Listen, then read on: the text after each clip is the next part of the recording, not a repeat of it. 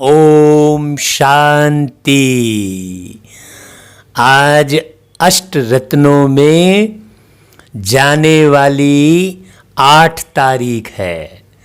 हर तारीख हमें बहुत कुछ सिखाती है, बस मनन चिंतन करेंगे तो मालूम पड़ेगा।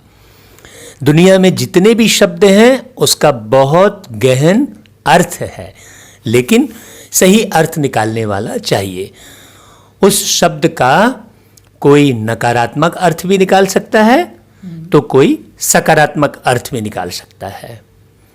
ज्ञान को जितना विस्तार से हम समझते हैं उतना ही विष के तार से हटते चले जाते हैं, टूटते जाते हैं विष के तार। नहीं तो यदि आप थोड़ा मोड़ा ज्ञान सुनेंगे, विस्तार से नहीं सुनेंगे, तो विष के तार जुड़े रहते हैं। हाँ, अब देखिए, यदि आपको सार निकालना है तो विस्तार चाहिए। बिना विस्तार के आप सार नहीं निकाल सकते। बड़े रूप में समझने के बाद ही सूक्ष्म रूप में आसानी से समझा जा सकता है। आप देखिए, साइंस के भी साधनों को भी अगर गौर करके देखते हैं तो पहले बड़े तवे में 8 गाने आते थे, इतना बड़ा तवा था, तो बड़े रूप में समझा, फिर धीरे से और छोटे रूप में समझा है, तो कैसेट निकली, बड़े साइज की कैसेट निकली, फिर छोटे साइज की कैसेट निकली, फिर वो सीडी में कन्वर्ट हो गई, एक छोटी सी सीडी। आज विस्तार को सार करते करते आज क्या हुआ, छोटे से चिप में गाने आने लग गए। फिर अब चिप की भी आवश्यकता नहीं, अब तो व्हाट्सएप के द्वारा हवा में वो गाने आ रहे हैं। तो विस्तार से ही सार आया ना। हाँ। अब मान लीजिए आपको शुद्ध घी निकालना है, तो क्या 1 चम्मच मट्ठे से आप निकाल सकते हैं क्या? ज्यादा क्वांटिटी में चाहिए। मथने के लिए थोड़ा क्वांटिटी ज्यादा चाहिए ना मट्ठे की। तो उसी प्रकार ज्ञान का भी विस्तार चाहिए। जब तक हम विस्तार से ज्ञान नहीं सुनते हैं, बारीकियां हमें समझ में नहीं आएंगी। इसीलिए बाबा हमेशा कहते हैं विचार सागर मंथन। सागर शब्द जुड़ा है, मतलब आपके जो विचार हैं वो सागर जितने हों, सोचिए, तब मंथन होगा। जैसे मैंने मठे का उदाहरण दिया कि 1 चम्मच मठे से आप मथ भी नहीं सकेंगे, कुछ नहीं कर सकेंगे। तो विचार सागर मंथन बाबा कहते हैं। तो सागर शब्द क्यों लगाया भाई बाबा ने? मतलब हमें अपने विचारों को बेहद में ले जाना, हद में नहीं रखना। अथाह होता है सागर। अथाह होता है सागर। तो अब विचार हमारे बेहद में, मतलब अर्थात पूरे विश्व की आत्माओं के प्रति हमारे विचार चले। पार्टिकुलर, जैसे कई बार बाबा मुरलियों में उदाहरण देते हैं ना कि माताएं कहती हैं बाबा मेरे पति की बुद्धि खोल दो, तो ये क्या हो गया? हद वाली बात। हद वाली बात हो गई। ये विस्तार वाली बात नहीं हुई। हाँ। उनकी बुद्धि फंसी हुई है। हैं? बाबा मेरे शरीर में बहुत तकलीफ है, उसको ठीक कर दो, तो उनकी बुद्धि हद शरीर में फंसी हुई है। वो आत्माभिमानी स्थिति नहीं कहलाई। आत्माभिमानी और देह अभिमानी, ये मुख्य ज्ञान है। तो आत्माभिमानी क्या क्या है वो हमें समझना होगा। इतना नहीं कि मैं आत्मा हूं, शांत स्वरूप हूं, आनंद स्वरूप हूं, ये तो हो गई पढ़ाई। हाँ। ज्ञान हो गया, लेकिन समझ उसकी बहुत गहरी है। तो हमें अपने टेस्ट को देखना चाहिए, है ना, अपने स्वाद को परखना चाहिए। हरेक को हरेक स्वाद पसंद नहीं है। अपने टेस्ट को देखना चाहिए, मतलब अपने स्वाद को देखना चाहिए, मतलब अपनी लगन को जांचना चाहिए कि मेरी लगन किस तरफ है। जबरदस्ती मत चलाइए आप अपने आप को। कहीं भी जबरदस्ती मत चलाइए। इसलिए बाबा ने स्वदर्शन की बात कही। आप स्वयं की जांच कीजिए कि आप सतयुग के लायक हैं कि नहीं। क्योंकि ये पढ़ाई सतयुग की है। आपको देवी देवता बनने की चाह है कि नहीं, पहले अंदर सूक्ष्म में जांच कर लीजिए, तब इस मार्ग में चलिए। किसी के कहने पर आप चलेंगे, हैं, आकर्षण में चलेंगे, अपनी समस्याओं को दूर करने के फिराक में चलेंगे, तो आप इस मार्ग में नहीं चल पाएंगे। हैं? आपकी बुद्धि में समस्या भी नहीं होनी चाहिए, आपकी बुद्धि में आकर्षण भी नहीं होना चाहिए। हाँ, नहीं तो व्यक्ति दो के वशीभूत होकर कार्य करता है जीवन में। आकर्षण में पड़ता है और चाह उत्पन्न करता है अपने अंदर, और समस्याओं से ग्रसित होता है, समस्याओं से प्रभावित होता है, तो कोई पुरुषार्थ करता है। ऐसा व्यक्ति लंबे समय तक पुरुषार्थ नहीं कर पाएगा। जो समस्या को मिटाने की भावना रख कर कोई पुरुषार्थ कर रहा है, बहुत बारीक बात है। और जो आकर्षण में पड़कर चल रहा है, उसका आकर्षण चेंज हो सकता है। आज इधर आकर्षित है, कल दूसरी तरफ आकर्षित हो जाएगा, है ना। इस मार्ग में कौन चल सकता है? जो लक्ष्य को धारण किया हुआ हो। तो अपनी योग्यता को देखिए। स्वदर्शन में ये सब बातें बहुत गहरी हैं। अपनी विचार शक्ति को देखिए, अपनी शक्ति को पहचानिए। उसको बूढ़े बुजुर्ग लोग कहा करते थे कि जितनी चादर उतनी पैर पसारिए, है ना। तो अपनी शक्ति को पहचानिए। जबरदस्ती किसी के कहने पर आकर्षण में पड़कर समस्या को दूर करने के भाव से आप कोई कार्य करेंगे तो उसका लाभ आप पूरा पूरा नहीं ले पाएंगे। है बारीक बात। आइए बाबा की बारीक बातें अब सुनते हैं। और तो बाबा कहते हैं, मीठे बच्चे, बाबा आए हैं तुम्हें बहुत रुचि से पढ़ाने। देखो यहां आ गई वही बात, रुचि अर्थात लगन, प्रेम, सब आ गया रुचि में। तो बाबा के अंदर बच्चों को पढ़ाने की लगन है। बाबा के अंदर बच्चों को ऊंचा उठाने की भावना बहुत गहरे से बैठी हुई है।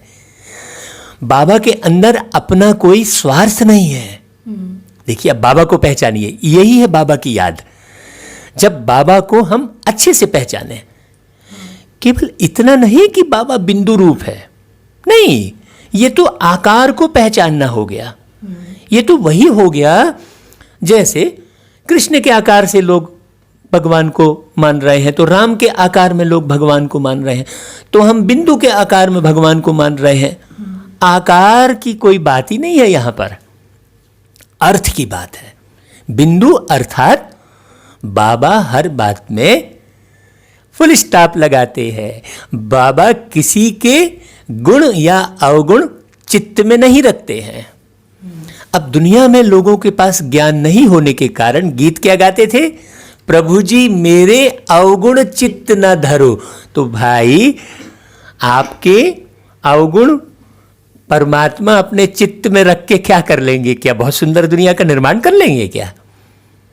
किसी के अवगुण यदि आप अपने चित्त में रखेंगे तो आप सुखी रह पाएंगे क्या? नहीं। क्योंकि वो अवगुण ही आपके चित्त में जो चिपका है वो आपको परेशान करता रहेगा। दूसरे का अवगुण जो आपके चित्त में चिपक गया है तो वो आपको परेशान करता रहेगा। तो भगवान ऐसा करेगा तो किसी का भला कर पाएगा क्या? क्या वो ज्ञान सुना पाएगा भगवान? तो परमात्मा किसी के भी अवगुण या गुण को चित्त में नहीं रखते हैं। तो वही तो रुचि शब्द में सारा कुछ आ गया, इस सारा पुरुषार्थ हो गया। बाबा एक शब्द ऐसा बताते हैं जिसमें पूरा गहरा पुरुषार्थ होता है। तो तुम भी रुचि से पढ़ो। बाबा कहते हैं मैं रुचि से पढ़ाने आया हूं, तो तुम भी रुचि से पढ़ो, लगन से पढ़ो। अब लगन कब उत्पन्न होगी? जब लक्ष्य होगा।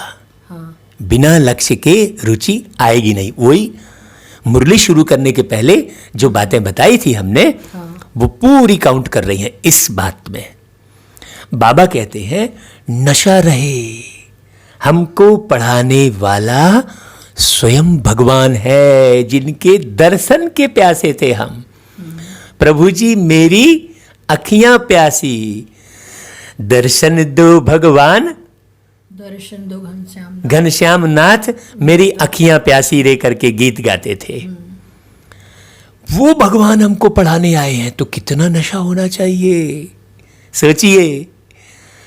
मतलब यहां पर क्या बात हो रही है कि भगवान ऐसे साधारण गप नहीं मारते मनुष्यों की तरह, कोई फंतासी नहीं सुनाते हैं, पढ़ाने आते हैं भाई, जिससे कल्याण हो। दुनिया में भी, लौकिक में भी पढ़ाई में ही कमाई होती है, चाहे वो व्यापार की पढ़ाई हो, चाहे वो सर्विस करने वाली पढ़ाई हो, सारा खेल तो पढ़ाई पर है। तो परमात्मा आकर अपनी पूजा नहीं करवाते हैं, अपनी महिमा सुनने के लिए इस धरती पर नहीं आते हैं परमात्मा। देखिए कितनी गहरी बात है। अब समझिए, लोग भगवान की महिमा में समय देते हैं, पूजा में समय देते हैं। भगवान कोई अपनी पूजा कराना नहीं चाहता, भगवान कोई अपना मान सम्मान नहीं चाहता। भगवान तो बच्चों को ऊंचा उठाने के लिए बाप बनते हैं, टीचर बनते हैं, और सद्मार्ग दिखाने वाले सद्गुरु बनते हैं। ये गहराई से परमात्मा को समझने की बात है। फिर प्रश्न सुनिए, तुम ब्रह्मा कुमार कुमारियों का उद्देश्य व शुद्ध भावना कौन सी है? देखिए बाबा क्या कह रहे हैं, तुम्हारा उद्देश्य है कल्प 5000 वर्ष पहले की तरह फिर से श्रीमत पर विश्व में सुख शांति का राज्य स्थापन करना। एक एक शब्द सुनना, विश्व में सुख शांति का राज्य स्थापन करना। केवल अपने को ही शांत करते नहीं बैठे रहना, उस शांति का अनुभव केवल हम अकेले करते बैठे हैं और बड़े मौज में हैं कि मुझे तो शांति मिल गई और क्या करना मेरे को। तो आप यदि अकेले शांति का अनुभव करते बैठे रहेंगे तो वो परमानेंट नहीं रहने वाली है, क्योंकि जैसा ही दूसरा अशांत होगा आप अशांत हो जाएंगे। इसलिए बाबा ने क्या कहा, विश्व में सुख शांति की भावना रहती है हमारे अंदर, विश्व में सुख शांति स्थापन करने का उद्देश्य रहता है हमारे अंदर। कितना ऊंचा उद्देश्य बताया बाबा ने। अब यहां जाति धर्म देश का जो वो मना भेद है ना, वो सब भेदों से परे। बाबा कहता है तुम्हारी शुद्ध भावना है कि श्रीमत पर हम सारे विश्व की सद्गति करेंगे। श्रीमत पर, मत यानी विचार, अर्थात श्रेष्ठ विचारों के द्वारा हम सारे विश्व की सद्गति करेंगे। अब श्रेष्ठ विचार कौन देने वाले हैं? कोई मनुष्य तो श्रेष्ठ विचार नहीं दे सकते, क्योंकि वो स्वार्थ में बंधे हैं। कोई मनुष्य श्रेष्ठ विचार नहीं दे सकते, क्योंकि यहां जो भी शरीरधारी है, जो गुरु बनते हैं, उनको चेले की तरफ ही बुद्धि रहती है, सारे विश्व की तरफ नहीं रहती। उनको अपनी लिस्टिंग याद रहती है कि हाँ मेरे फॉलोअर्स कितने हैं। आज कोई भी फेसबुक या व्हाट्सएप कहीं भी जुड़ते हैं तो वो कितने ग्रुप से जुड़े हैं, कितने फॉलोअर्स हैं, यही गिनती करते रहते हैं। आप देखिए, वो फॉलोअर्स नहीं ढूंढते, परमात्मा कोई फॉलोअर्स नहीं ढूंढते कि मेरे कितने फॉलोअर्स हैं। विश्व के लिए कार्य करते हैं। तो यहां पर श्रीमत की बात है, यानी श्रेष्ठ विचार की बात है। तो श्रेष्ठ विचार कौन दे सकते हैं? एक परमात्मा। एक परमात्मा, उन्हें पहचानना जरूरी है। बाबा कहते हैं तुम नशे से कहते हो हम सबको सद्गति देने वाले हैं। हम फलक से कहते हैं, नशे से कहना मतलब हम फलक से कहते हैं, पूरे लगन से कहते हैं, पूरे कन्फर्म होकर कहते हैं। हम कहीं कंफ्यूज नहीं है। तुम्हें बाप से पीस प्राइज मिलती है, अब पीस प्राइज क्या है भाई? पीस प्राइज मतलब पीस यानी शांति। शांति का इनाम मिलता है तुम्हें परमानेंट। इनाम तो परमानेंट हो गया ना भाई? सतयुग। हाँ, एकदम राइट जवाब दिया आपने। तुम्हें शांति का इनाम मिलता है, उसका उस शांति का तुम सुख पाते हो। इसलिए बाबा ने परम धाम की शांति और सतयुग की शांति का दोनों का अंतर बताया। इसलिए बाबा ने मुक्ति और जीवन मुक्ति का अंतर बताया। तो एक एक बात समझने की है ना। तो बाबा कहता है नरकवासी से स्वर्गवासी बनना ही प्राइज लेना है। नरक यानी कलयुग और स्वर्ग यानी सतयुग। झूठ अर्थात नरक, सत्य अर्थात स्वर्ग।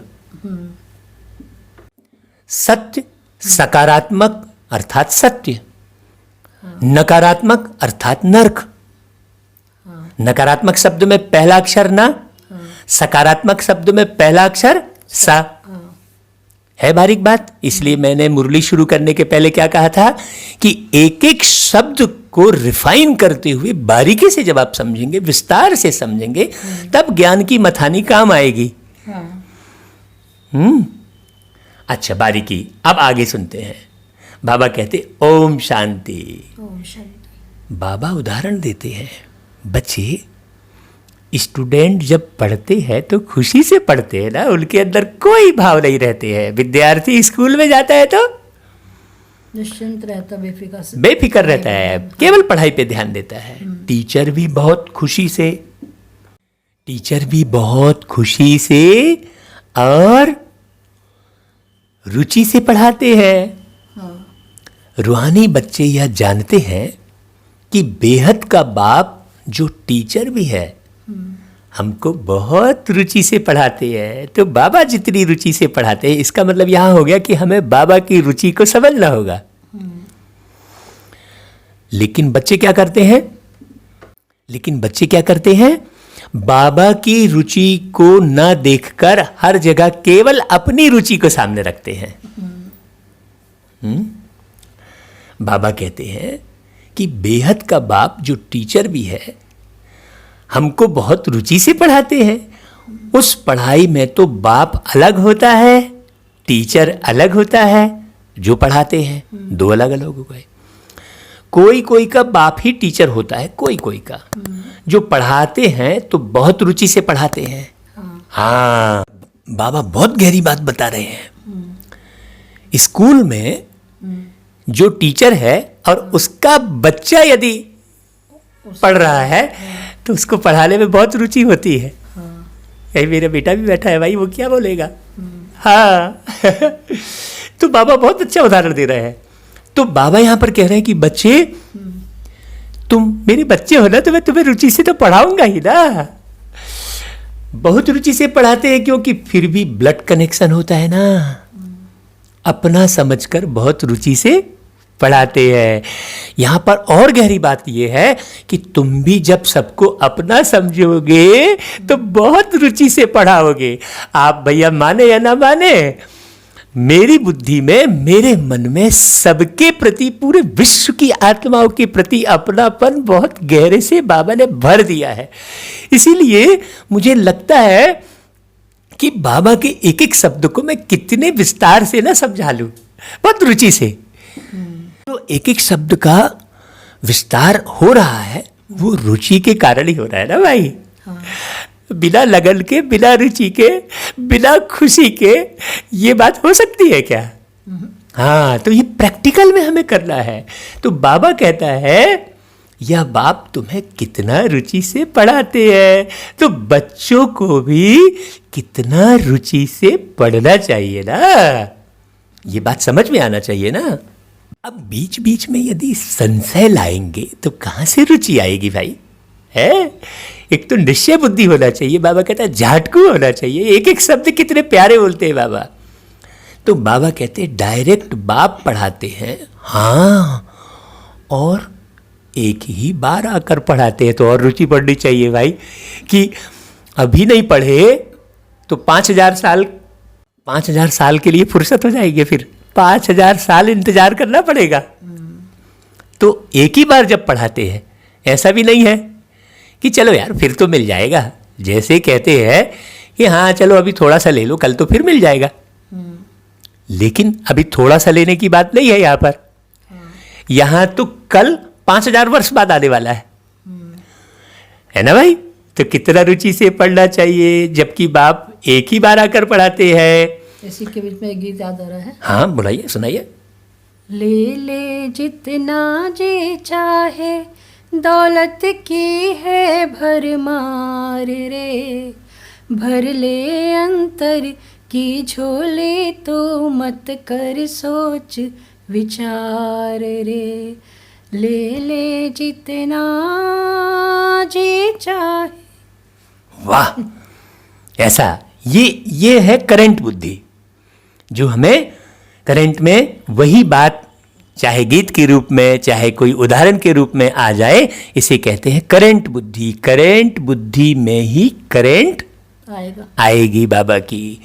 बाबा कहते हैं बच्चों को ये समझना चाहिए कि बाबा भगवान हमको पढ़ाते हैं और हर बात अच्छी रीति समझाते रहते हैं प्यारे बाबा।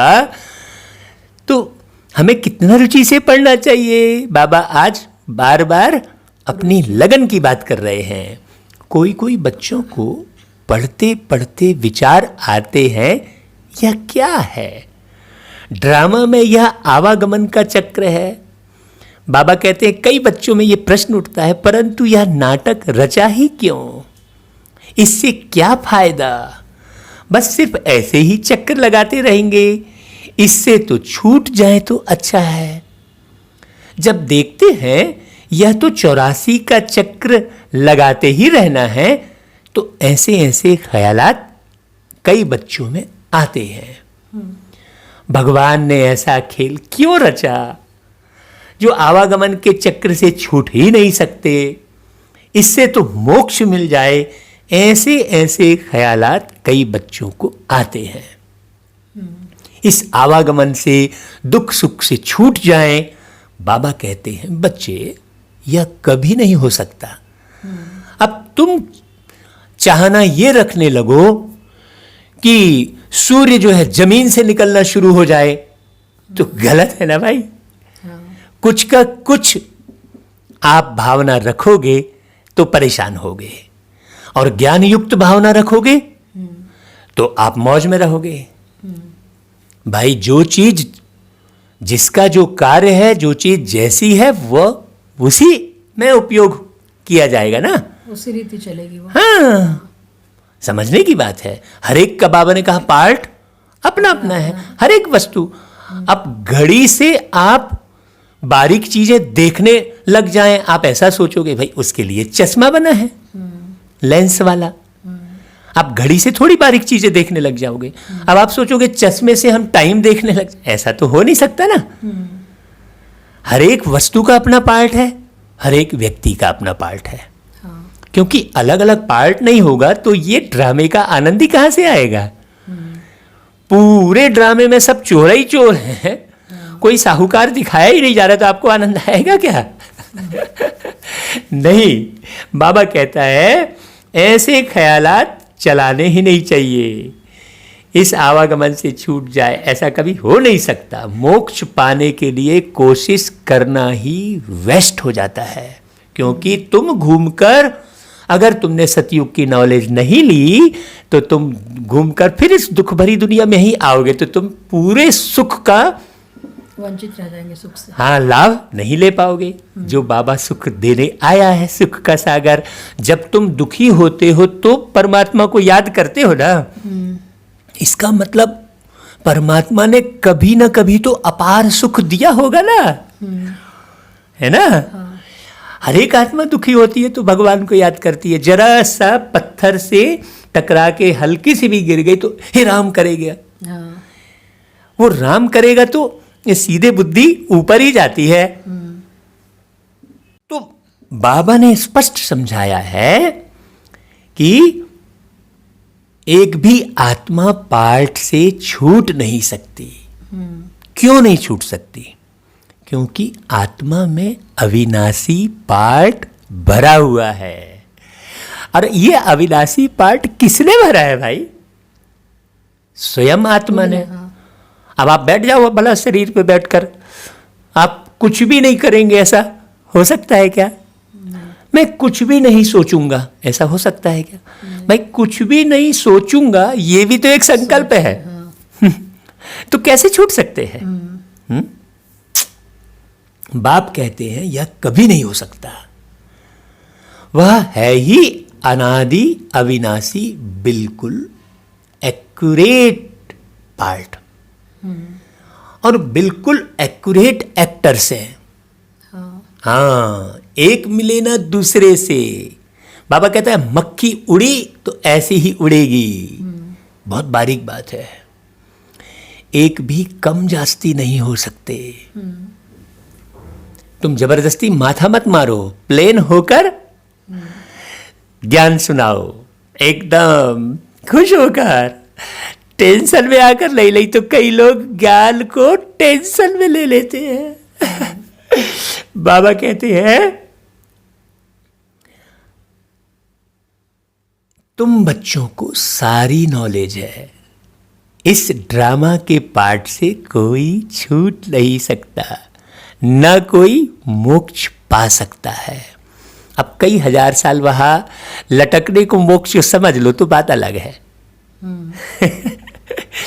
लेकिन आपको इस चक्र में तो आना ही पड़ेगा। ये नॉलेज होने से क्या होगा? आप सतयुग में जाने का पुरुषार्थ करेंगे। और केवल मोक्ष की नॉलेज लेने से क्या होगा कि आप जो भगवान बरसात कर रहा है, जो दे रहा है, उस तरफ आप बढ़ेंगे ही नहीं। हाँ, एक एक बात बहुत कितनी गहरी है। बाबा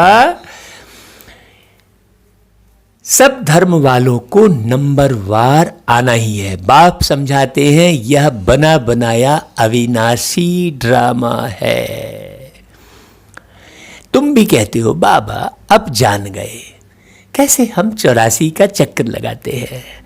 यह भी समझते हो पहले पहले जो आते होंगे वह 84 जन्म लेते होंगे। सिस्टम है, सिंपल सी बात है। जो पहला जन्म उतरेगा वो पूरे 84 जन्म लेगा।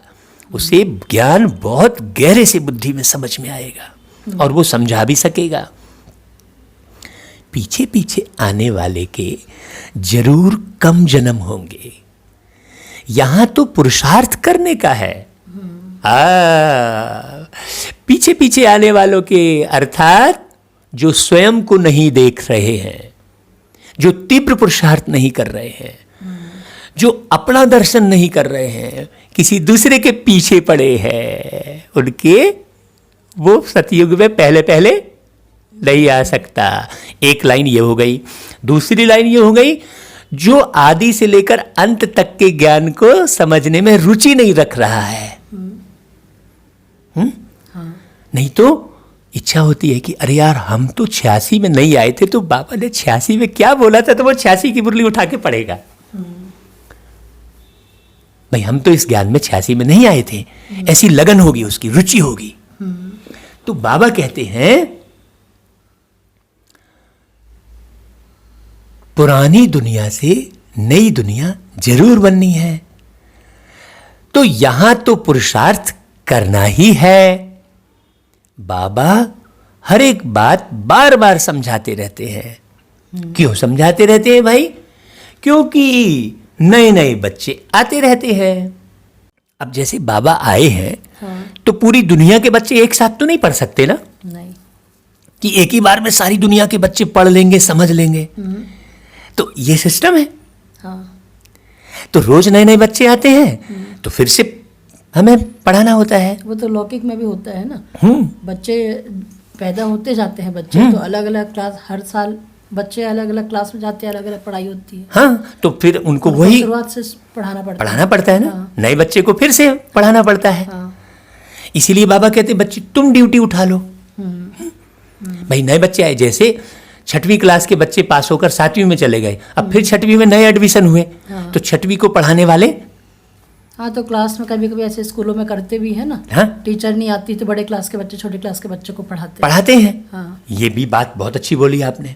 तो बाबा ने कहा कि इसीलिए बाबा पुरानी पॉइंट्स को रिपीट करते हैं। क्यों? क्योंकि यहाँ पढ़ाने वाला एक ही टीचर है, बाकी सब तो पढ़ने वाले हैं ना। वहाँ जो स्कूल में, जो लौकिक दुनिया में जो स्कूल है, वहाँ टीचर पढ़ने वाला नहीं रहता है। है ना भाई, टीचर पढ़ने वाला नहीं रहता है, विद्यार्थी पढ़ने वाले रहते हैं। और कई टीचर होते हैं पढ़ाने वाले। इस ज्ञान को तो कोई जानता ही नहीं है। तो इसीलिए बाबा को आना पड़ता है और बाबा को ही टीचर बनना पड़ता है। तुम्हारी बुद्धि में सारी नॉलेज है, जानते हो शुरू से लेकर कैसे हम पार्ट बजाते आए हैं। सतयुग भी एक पार्ट ही बजाने वाली बात है। तुम यथार्थ रीति जानते हो कैसे नंबरवार आते हैं, कितने जन्म लेते हैं। इस समय ही बाप आकर ज्ञान की बातें सुनाते हैं। सतयुग में तो है ही प्रारब्ध, यह इस समय तुमको ही समझाया जाता है। गीता में भी शुरू में फिर पिछाड़ी में यह बात आती है, मन मना भव। पढ़ाया जाता है स्टेटस पाने के लिए। भाई दुनिया में भी क्यों पढ़ाया जाता है? स्टेटस पाने के लिए। तुम राजा बनने के लिए पुरुषार्थ करते हो, स्टेटस बढ़ गया ना। सारी दुनिया स्टेटस के पीछे ही तो भाग रही है ना। और धर्म वालों का तो समझाया है कि वह नंबरवार आते हैं।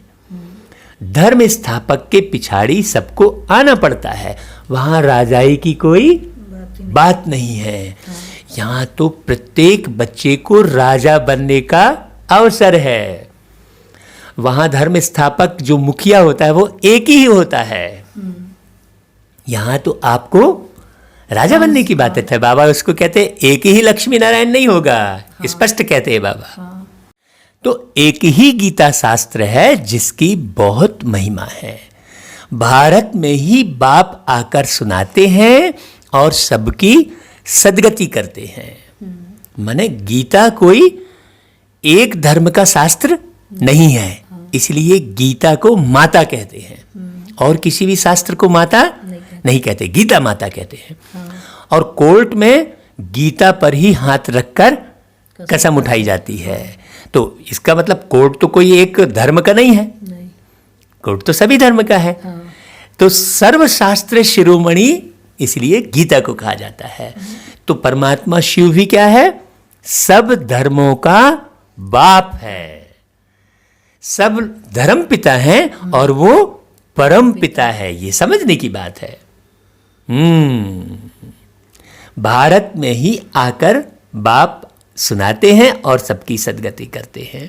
वह धर्म स्थापक जो आते हैं वो जब मरते हैं तो बड़े बड़े तीर्थ बना देते हैं। वास्तव में सबका तीर्थ यह भारत ही है जहां बेहद का बाप आते हैं। बाप ने भारत में ही आकर सर्व की सदगति की है। कितना नशा चढ़ा रहे बाबा, और हम कहाँ रह रहे हैं? भारत में ही रह रहे हैं। लोग तो गर्व से कहो हम भारतवासी कहते हैं, लेकिन जानते तो नहीं है कि भाई किस बात का गर्व, क्योंकि परमात्मा यहाँ आते हैं। बाप कहते हैं मुझे लिबरेटर गाइड कहते हो ना, हम तुमको इस पुरानी दुनिया, दुख की दुनिया से लिबरेट कर शांति धाम, सुख धाम में ले जाएंगे। बाकी सब शांति धाम जाएंगे। भाई किसको शांति धाम से सुख धाम ले जाएंगे? जो सुख धाम का ज्ञान सुनेगा वही तो जाएगा भाई। अब किसी को रास्ता पता ही नहीं है तो जाएगा कैसे? बाबा कहते हैं दुख से बाप आकर लिबरेट करते हैं।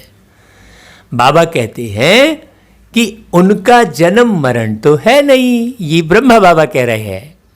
उनका अर्थात शिव बाबा का। बीच बीच में भाई बाजू में बैठे हैं ना ब्रह्मा बाबा। बाप आया फिर चला जाएगा, उनके लिए ऐसे थोड़े ही कहेंगे कि मर गया। बाकी दुनिया वालों के लिए मर गया कहते हैं, क्योंकि वो अचेत हो गया। हाँ, ज्ञानी कभी नहीं मरता। ज्ञानी कभी कहीं किसी पर नहीं मरता। कहते हैं ना हम तुम पे मर गए, माने है माने आकर्षित हो गए, मरना माने वही बात आ गई जो स्टार्टिंग में हमने मुरली के पहले बताई न्यौछावर हो थी, जाना, न्यौछावर हो गए हैं, मैं तुम पे जान लुटा देता हूं, ऐसा कहते हैं ना। तो मरना यानी सीधी सीधी बात है, देह के आकर्षण में पड़ना। हा, कितनी अच्छी बात बाबा बता रहे हैं। जैसे शिवानंद के लिए कहेंगे शरीर छोड़ दिया, फिर क्रियाकर्म करते हैं। आहा, कितनी प्यारी बात आ रही है। देखो, यह बाप चला जाएगा तो इनका क्रियाकर्म सेरेमनी आदि कुछ भी नहीं करना होता है। क्यों? क्योंकि वो पूरे चैतन्य अवस्था में गए हैं ना।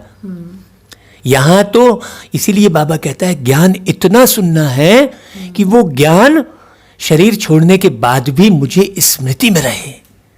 बाबा की जैसे चैतन्य अवस्था है वैसा ही मुझ आत्मा की भी रहे। जैसे शिव बाबा की चैतन्य अवस्था, ब्रह्मा बाबा की भी चैतन्य अवस्था। हाँ, यहाँ ये भी तो होगा ना कि बाबा तो अशरीरी है, तो संस्कार तो शरीर का करते हैं ना। तो जब बाबा अशरीरी है तो उसकी बात ही नहीं है कि अंतिम संस्कार अंतिम संस्कार करें। हाँ, अंतिम संस्कार शरीर का करते हैं, लेकिन ये ज्ञान थोड़ी होता है लोगों को। हाँ, भाई वो आत्मा तो चली गई, अब शरीर का संस्कार करने का फायदा क्या भाई? किसी भी प्रकार के संस्कार का। तो इसीलिए बाबा ने बताया कि सतयुग में सीधे सीधे ले जाकर क्या करेंगे, हाँ, वो माने सवदाह गृह होगा, जो सोलर एनर्जी से एक माने जगह होगी जहां लाश जाएगी, और पूरा ना वहां कोई लकड़ी इकट्ठा करेंगे, ना कोई घी, ना कुछ, ये सब सामग्री इकट्ठी करने की आवश्यकता नहीं होगी। वो ऐसा सिस्टम, साइंस इतना रिफाइन होगा सतयुग में, जो बॉडी अंदर जाएगी और अब उसकी हड्डी उठा रहे हैं तो गंगा में डाल रहे हैं। ये सब जो है ये तो शरीर के संस्कार करने की आवश्यकता ही नहीं है। हाँ, आत्मा का ज्ञान नहीं होने के कारण, बल्कि क्या करना चाहिए कि शांति के वाइब्रेशन फैलाने चाहिए। क्यों?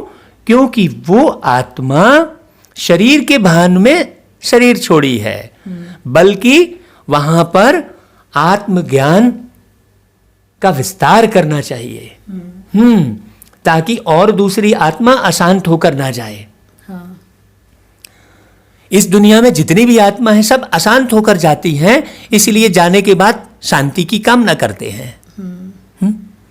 क्यों अशांत होकर जाती हैं? क्योंकि वो जीवन में रहते हुए भी वो अशांत ही रहती हैं। और अशांत किस बात से रहती है? क्योंकि ड्रामे का नॉलेज नहीं है। सीधी सी बात है, एकदम सिंपल सी बात है भाई। भाई एक नाटक में कोई एक्टर पार्ट बजा रहा है और वो अपने डायलॉग को भूल गया तो अशांत होगा ना। हाँ, और यदि वो अपने डायलॉग को नहीं भूला तो फर्स्ट क्लास एक्टिंग करेगा, है ना। या तो अशांत कब होगा? जब सामने वाले की एक्टिंग को देखने लगेगा कि वो अच्छा कर रहा है कि खराब कर रहा है। और वो डायलॉग भी कब भूलेगा? जब इस तरह के वो अपने पार्ट में नहीं रहेगा। इसलिए बाबा स्वदर्शन की बात कर रहे हैं, तुम अपने पार्ट को पहचानो। बहुत गहन गंभीर ज्ञान है, बहुत प्यारा सा ज्ञान है।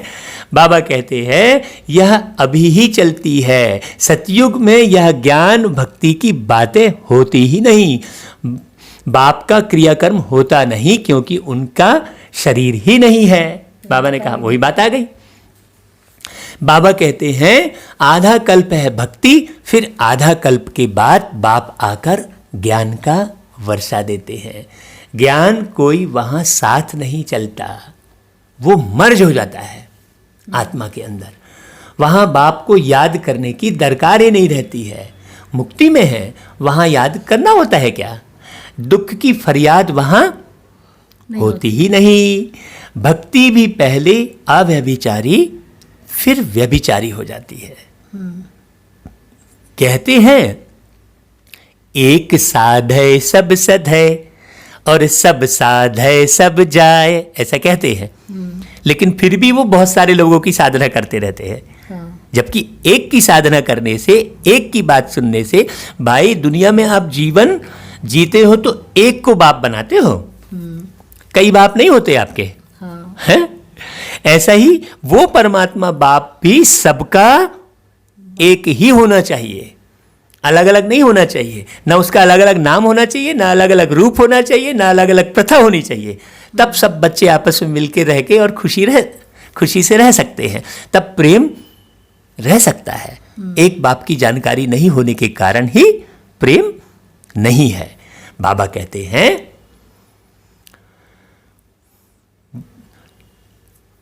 इस समय तो अति व्यभिचारी भक्ति है, उसको रौरव नरक कहा जाता है, एकदम तीखे में तीखा नरक है। फिर बाप आकर तीखा स्वर्ग बनाते हैं रौरव नरक कह रहे हैं ना। इस समय 100% दुख, फिर 100% सुख शांति होगी, आत्मा जाकर अपने घर विश्राम पाएगी। समझाने में बड़ा सहज है। बाप कहते हैं मैं आता ही तब हूं जब नई दुनिया की स्थापना कर पुरानी दुनिया का विनाश करना होता है। इतना कार्य सिर्फ एक तो नहीं करेंगे ना भाई, खिदमतगार बहुत चाहिए ना। हाँ, इस समय तुम बाप के खिदमतगार बच्चे बने हो, भारत की खास सच्ची सेवा करते हो। सच्चा बाप सच्ची सेवा सिखलाते हैं, अपना भी, भारत का भी और विश्व का भी कल्याण करते हो, माने सर्व आत्माओं का कल्याण हो जाता है। तो कितना रुचि से करना चाहिए भाई। बाबा कितना रुचि से सर्व की सद्गति करते हैं। अभी भी सर्व की सद्गति होनी है जरूर। यह है शुद्ध अहंकार, शुद्ध भावना। हाँ, अगर अहंकार नहीं छूट सकता है तो ऐसा अहंकार कर लो भाई। आत्म अभिमानी शब्द कह रहे तो उसमें भी अभिमान है ना, लेकिन आत्मा का अभिमान फायदेमंद है और देह का अभिमान नुकसानकारक है। तुम सच्ची सच्ची सेवा करते हो, परंतु गुप्त, शो नहीं करते कि मैं महान हूं, है मैं महान आत्मा हूं, ये शो नहीं करते, महान आत्मा बनते हो। अब भाई मैंने आपकी तारीफ कर दी कि आप बहुत सत्य है, बहुत बढ़िया है, तो आप खुश कब होंगे? पूरी खुशी कब होगी? जब हम खुद रहेंगे, जब खुद होगे तब खुशी होगी। और यदि कह भी दिया और आप जान तो रहे हो ना। एक बार एक वरिष्ठ भाई, मुझे वो बात याद आ गई डायमंड हॉल की। एक वरिष्ठ भाई दादी की बहुत महिमा कर रहे थे, तो दादी ने कहा कि बंद करो भाई ये महिमा है, क्योंकि दादी कौन सी स्मृति में थी कि महिमा किसकी है? एक परमात्मा की है। अगर वो नहीं बताते तो हम बनते भी कैसे? तो इसलिए बाबा कहते हैं गुप्त, है ना, आत्मा करती है शरीर द्वारा। तुमसे बहुत पूछते हैं बीके का उद्देश्य क्या है, तो बोलो बीके का उद्देश्य है विश्व में सतयुगी सुख शांति का स्वराज्य स्थापन करना। हम हर 5000 वर्ष बाद श्रीमत पर विश्व में शांति स्थापन कर विश्व शांति की प्राइज लेते हैं। यथा राजा रानी तथा प्रजा प्राइज लेते हैं। नरकवासी से स्वर्गवासी बनना कम प्राइज है क्या? वह पीस प्राइज लेकर खुश होते रहते हैं। एक तो सील्ड मिल गई, एक तो प्रमाण पत्र मिल गया, और अगर बहुत गवर्नमेंट ने दिया तो कुछ थोड़े बहुत धनराशि मिल गई, बस। तो यहाँ तो पूरी दुनिया ही बदल देते हैं आपके लिए भाई बाबा। है बाबा के देखो, तो बाबा कहते हैं पीस प्राइज लेकर खुश होते रहते हैं, मिलता कुछ भी नहीं। सच्ची सच्ची प्राइज तो अभी हम बाप से ले रहे हैं, विश्व के बादशाही की। कहते हैं ना भारत हमारा ऊंच देश है। कितनी महिमा करते हैं अपने भारत की। सब समझते हैं हम भारत के मालिक हैं, परंतु मालिक है कहाँ? तुम तो अभी स्वयं के ही मालिक नहीं बने हो भाई, कर्मेंद्रियों के गुलाम हो, हैं? सब समझते हैं। बाकी अभी तुम बच्चे बाबा की श्रीमत से राज्य स्थापन करते हो। हथियार पवार तो कुछ नहीं है, दैवी गुण धारण करते हैं, इसलिए तुम्हारा ही गायन पूजन है। अम्बा की देखो कितनी पूजा होती है, परंतु अम्बा कौन है, ब्राह्मण है व देवता, यह भी पता नहीं है। अम्बा, काली, दुर्गा, सरस्वती आदि ऐसे बहुत नाम हैं। यहाँ भी नीचे अम्बा का छोटा सा मंदिर है। अम्बा को बहुत भुजाएं दे देते हैं, ऐसे तो है नहीं। अब यहाँ मतलब वो बाबा आबू में आए हैं, ब्रह्मा बाबा के तन में आए हैं, तो वहाँ की बात ये ब्रह्मा बाबा कर रहे हैं। इसको कहा जाता है ब्लाइंड फेथ, अंध विश्वास। क्राइस्ट बुद्ध आदि आए, उन्होंने अपना अपना धर्म स्थापन किया, तिथि तारीख सब बताते हैं। वहाँ ब्लाइंड फेथ की तो बात ही नहीं है। हाँ, वहाँ तो सब बता रहे हैं ना। यहाँ भारतवासियों को कुछ पता नहीं है। अम्बा कब आई कुछ नहीं मालूम, अष्टभुजा का रहस्य किसी को कुछ नहीं मालूम, 8 भुजा क्यों है भाई, ब्लाइंड फेथ ही हुआ ना। बाबा ने कहा क्राइस्ट बुद्ध का तो मालूम है। तो बाबा कहते हैं यहाँ भारतवासियों को कुछ पता नहीं है, हमारा धर्म कब और किसने स्थापन किया। हिंदू हिंदू कह देते हैं, है ना, इसलिए कहा जाता है ब्लाइंड फेथ। अभी तुम पुजारी हो फिर पूज्य बनते हो, तुम्हारी आत्मा भी पूज्य तो शरीर भी पूज्य बनता है। तुम आत्मा की भी पूजा होती है, फिर देवता बनते हो तो भी पूजा होती है। हाँ। बाप तो है ही निराकार भाई, वह सदैव पूज्य है, वो आकार के बंधन में आते नहीं, वह कभी पुजारी नहीं बनते। तुम बच्चों के लिए कहा जाता है आप ही पूज्य आप ही पुजारी। बाप तो एवर पूज्य है। यहाँ आकर बाप सच्ची सेवा करते हैं, सबको सदगति देते हैं। बाप कहते हैं अब मामेकम याद करो, दूसरे कोई देहधारी को याद नहीं करना है, ये सावधानी देते बाबा। यहाँ तो बड़े बड़े लखपति करोड़पति जाकर अल्लाह अल्लाह कहते हैं, कितनी अंधश्रद्धा है। बाप ने तुमको हम सो का अर्थ भी समझाया है, माने इस कॉन्शियस में रहो हमेशा। बहुत गहरी बात है, वह तो कह देते हैं शिवोहम अहम ब्रह्मास्मि, आत्मा सो परमात्मा। बताइए, कुछ भी मैंने समझने की कहीं कोई बात ही नहीं रह जाती वहाँ। अब बाप ने करेक्ट कर बताया है, अब जज करो भक्ति मार्ग में राइट सुना है या हम राइट बताते हैं। आप खुद जज करो, बाबा कह रहे हैं। हम सो का अर्थ बहुत लंबा चौड़ा है, पूरे 5000 साल का है हम सो का अर्थ, है ना भाई। हम आत्मा चक्र में ऐसे आती हैं, विराट रूप का चित्र भी है, इसमें चोटी ब्राह्मण और बाप को दिखाया नहीं है। देवताएं कहाँ से आए जो विराट रूप का चित्र बनाए हैं, पैदा कहाँ से हुए। कलयुग में तो है शूद्र वर्ण, सतयुग में फट से देवता वर्ण आखिर कैसे हो गया, कुछ भी समझते नहीं है। भक्ति मार्ग में मनुष्य कितना फंसे रहते हैं। कोई ने ग्रंथ पढ़ लिया, ख्याल आया, मंदिर बना लिया, बस उस मंदिर में क्या करेंगे, ग्रंथ बैठ सुनाते हैं।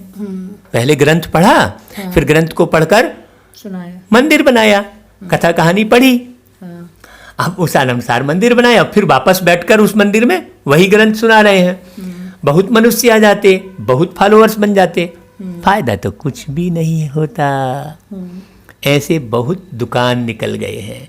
अब यह सब दुकान खत्म हो जाएंगे, ऐसा कहने की ताकत केवल एक परमात्मा ही हो सकते हैं, जिनको ऐसा कहने की ताकत हो सकती है, नहीं तो ऐसा कोई कह नहीं सकता। यह दुकानदारी सारी भक्ति मार्ग में है, इनसे बहुत धन कमाते हैं। सन्यासी कहते हैं हम ब्रह्म योगी तत्व योगी हैं, जैसे भारतवासी वास्तव में हैं देवी देवता धर्म के, परंतु हिंदू धर्म कह देते हैं।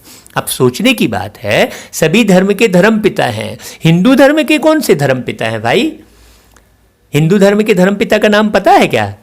नहीं। तो फिर कहाँ से आया ये हिंदू धर्म, ये पता ही नहीं है, ये ज्ञान ही नहीं है कि हम देवी देवताओं को पूजते हैं तो हम हिंदू नहीं, हम देवी देवता धर्म के हैं।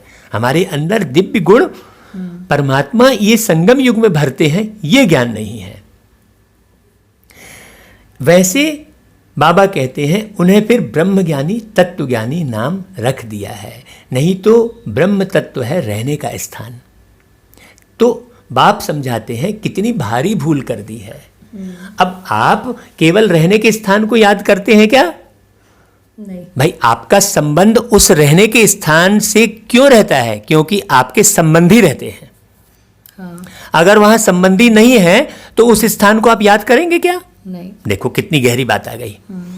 बाबा ने कहा वो ब्रह्म तत्व से योग लगाते हैं, तो रहने के स्थान से योग लगाने से क्या फायदा है? वहां जो रहता है उसको जानना पड़ेगा ना। हाँ आपके माँ बाप हैं तब तक आप उस गांव को याद करते हैं, माँ बाप चले गए तो वो गांव वो घर याद ही नहीं आता है, हैं? आप नई स्थापना करते हो। वैसा ही है, बाबा कहते हैं माँ बाप आपको याद आएंगे। मान लो माँ बाप चले भी गए और फिर घर आपको याद आया तो भी माँ बाप याद आएंगे कि भाई मेरे माँ बाप वहाँ रहते थे। तो याद किसकी आ रही है? माँ बाप की याद आ रही है। तो तत्व से योग लगाना मतलब माँ बाप से दूर हो जाना। ये बात कितनी बारीक समझने की है। बाबा कहते हैं अब तुम समझो कौन सा राइट है? बाबा कहते हैं कितनी भारी भूल कर दी है, यह सब है भ्रम। मैं आकर सब भ्रम दूर कर देता हूं। बहुत सारे भ्रम हैं इसलिए सम नहीं हो पा रहे हैं लोग। ये सारे भ्रम दूर करने पड़ेंगे। भक्ति मार्ग में कहते भी हैं हे प्रभु तेरी गति मति न्यारी है। मतलब मार्ग ही अलग है और विचार ही अलग है। गत मत न्यारी। हाँ गति तो कोई कर ना सके, मतें तो अनेकानेक की मिलती है। यहाँ की मत कितनी कमाल कर देती है, सारे विश्व को चेंज कर देती है। भाई हमने तो देश विदेश सब घूमा, सब जगह एक सी परिपाटी। बाकी सब और लोगों में अलग अलग होने से भ्रांतियां हैं। अभी तुम बच्चों की बुद्धि में हैं इतने सब धर्म कैसे आते हैं, फिर आत्माएं कैसे अपने अपने सेक्शन में जाकर रहती है। यह सब ड्रामा में नूंद है। देखो कितना गहरा ज्ञान है कि हम यहाँ से निकल के अपने सेक्शन में जाएंगे, वापस सत्युग में आएंगे। मैं आत्मा यहाँ से जाऊंगा, अपने सेक्शन में जाकर टच करूंगा और वापस सत्युग में आऊंगा। कितनी खुशी। यह सब ड्रामा में नूंद है, यह भी बच्चे जानते हैं। दिव्य दृष्टि दाता एक बाप ही है। बाबा को कहा यह दिव्य दृष्टि की चाबी हमको दे दो तो हम कोई को साक्षात्कार करा दे। बोला नहीं, यह चाबी किसको मिल नहीं सकती। उनके एवज में तुमको फिर विश्व की बादशाही देता हूं। मतलब परमानेंट तुमको ये ज्ञान रहेगा तो तुम सतयुग का सुख कैसे पाओगे। कलयुग का ज्ञान अगर तुम्हारे अंदर माने याद में रहेगा तुमको, है संगम युग का याद में रहेगा तुमको, तो तुम सतयुग के सुख कैसे पाओगे भाई। देखो कितनी बारीक बात है। बाबा कहते हैं मैं नहीं लेता हूं, मेरा ही पार्ट है साक्षात्कार कराने का, है ना भाई। सतयुग की बादशाही तो बाबा नहीं लेते हैं। साक्षात्कार होने से कितना खुश हो जाते हैं, मिलता कुछ भी नहीं है। अब भाई गणेश जी के दर्शन हो गए, ऐसे सपने में दिख गए तो क्या मिला। ऐसे नहीं कि साक्षात्कार से कोई निरोगी बन जाते हैं या धन मिल जाता है। नहीं, मीरा को साक्षात्कार हुआ परंतु मुक्ति को थोड़े ही पाया भाई, फिर से जन्म ले लिया। क्योंकि बुद्धि में तो वो राजमहल वो साधु संत सब कौन थे, बुद्धि में वही तो थे ना। सतयुग और परमधाम थोड़ी था। तो बाबा कहते हैं मनुष्य समझते हैं वह रहती ही बैकुंठ में थी, परंतु बैकुंठ कृष्णपुरी है कहाँ। यह सब है साक्षात्कार। बाप बैठ सब बातें समझाते हैं। इनको भी पहले पहले विष्णु का साक्षात्कार हुआ तो बहुत खुश हो गया। किन के लिए बोल रहे बाबा? ब्रह्मा बाबा के लिए। वह भी जब देखा कि मैं महाराजा बनता हूँ, विनाश भी देखा, फिर राजाई का भी देखा, तब निश्चय बैठा, ओहो मैं तो विश्व का मालिक बनता हूँ। बाबा की प्रवेशता हो गई। बस बाबा यह सब आप ले लो, हमको तो विश्व की बादशाही चाहिए। उसी को दिखाया है, मुट्ठी चावल के बदले स्वर्ण नगरी। तुम भी यह सौदा करने आए हो ना। जो ज्ञान उठाते हैं उनकी फिर भक्ति अर्थात भटकन छूट जाती है। और शुद्ध भक्ति अर्थात अति प्रेम, भक्ति का अर्थ होता है प्रेम। भक्ति का अर्थ पूजा पाठ नहीं, भक्ति का अर्थ भटकना नहीं, भक्ति का अर्थ भागना नहीं। वो भक्ति अलग है जिसको बाबा ने कहा अव्यभिचारी भक्ति। अच्छा भाई, बाबा फिर याद प्यार देते हैं, मीठे मीठे सिकी लधे बच्चों प्रति मात पिता बाप दादा का याद प्यार और गुड मॉर्निंग। रूहानी बाप की रूहानी बच्चों को नमस्ते, और हम रूहानी बच्चों की रूहानी मात पिता बाप दादा को याद प्यार, गुड मॉर्निंग और नमस्ते बाबा। फिर सार है धारणा के लिए, दैवी गुण धारण कर श्रीमत पर भारत की सच्ची सेवा करनी है। अपना, भारत का और सारे विश्व का कल्याण बहुत बहुत रुचि से करना है। किसी के कहने पर, मजबूरी में, वही शुरू में हमने बताया आपको, है ना भाई, मजबूरी नहीं है कोई, मजबूत बनकर करना है। दूसरा पॉइंट है, ड्रामा की अनादि अविनाशी नूंद को यथार्थ समझ कोई भी टाइम वेस्ट करने वाला पुरुषार्थ नहीं करना है कि कुछ का कुछ कर रहे हैं।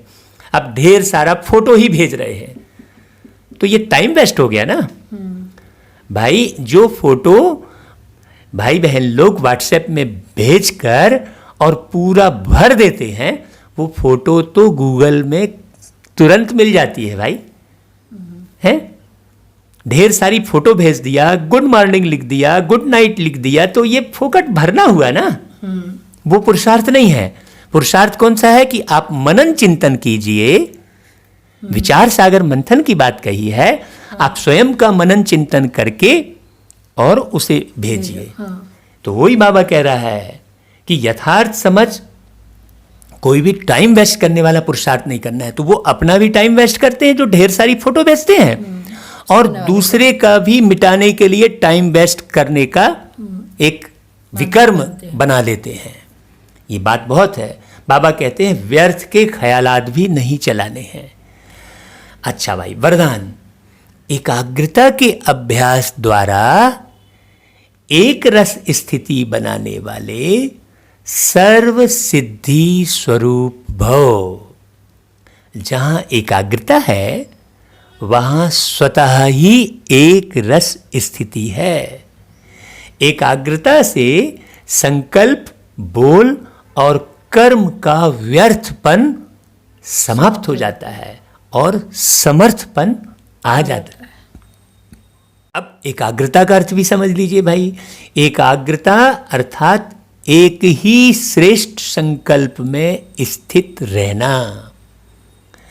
जिस एक बीज रूप संकल्प में सारा वृक्ष रूपी विस्तार समाया हुआ है, एकाग्रता को बढ़ाओ तो सर्व प्रकार की हलचल समाप्त हो जाएगी।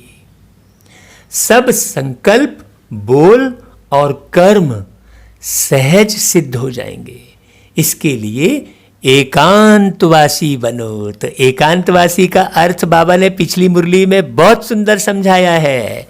अगर आपको याद है तो बताओ, नहीं तो पिछली मुरली फिर से सुन लो। याद है तो तुरंत कमेंट कर दो, और नहीं याद है तो पिछली मुरली फिर से पढ़ लो। क्यों? क्योंकि एक एक शब्द का अर्थ जब आप समझेंगे तभी इस अर्थ पर सतयुग बना सकेंगे। अच्छा भाई, फिर स्लोगन, एक बार की हुई गलती को बार बार सोचना अर्थात दाग पर दाग लगाना। इसीलिए बेटी को बिंदी लगाओ, ना अपनी गलती को सोचो ना दूसरों की गलती को सोचो। हाँ, ज्ञान और योग में लगे रहो। अच्छा भाई, ओम शांति। कल बाबा की फिर बहुत सुंदर वाणी के साथ फिर मिलेंगे। जब तक आप मनन चिंतन कीजिए और व्हाट्सएप और फेसबुक में अपना ही विचार सागर मंथन करके अगर भेजेंगे तो आपका पुरुषार्थ बहुत तीव्र होगा। अच्छा भाई।